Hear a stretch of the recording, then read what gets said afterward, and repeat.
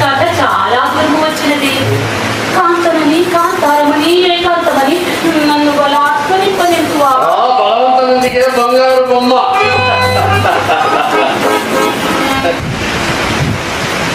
నీ హృదయానంద డోలికల్లో నన్ను పులుసులతో నన్ను అశిస్తురాలను చేతువా నీ స్థిరోత్తుల మొదల సుత్తుల్లోని మురిపించరాదా? మాటలలో తిట్టవి కొన్ని మంచి తల్లుడినే నన్ను నేను మంచి తరుణనే కదా కోరుకుంటున్నాను. అట్లన్నా వంచుకున్నాయా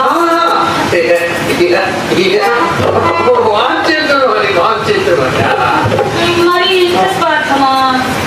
స్వార్థమే కదా అన్నిటికీ మూలం చేయబట్టి అన్నట్టుగా మానవునిపై వ్యామోహము మహాపాపము. మరి ఈ మదన పాపము కన్నా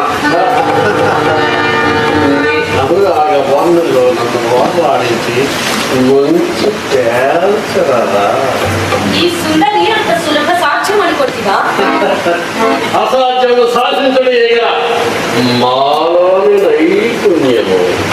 నన్ను చేపట్టగలవాడు ఉన్నతుడు సర్వోన్నతుడు కావాలి, ఉత్తముడు పురుషోత్తముడు కావాలి, శత్రువే భయంకరుడు సకల ప్రళయకరుడు కావాలి, మృత్యువుని హస్తగతం చేసుకుని అసాధారణ వ్యక్తి కావాలి, సకల ప్రముఖ గణాధిపతిని అంగరక్షకునిగా నియమించుకుని అసామాన్యుడు కావాలి.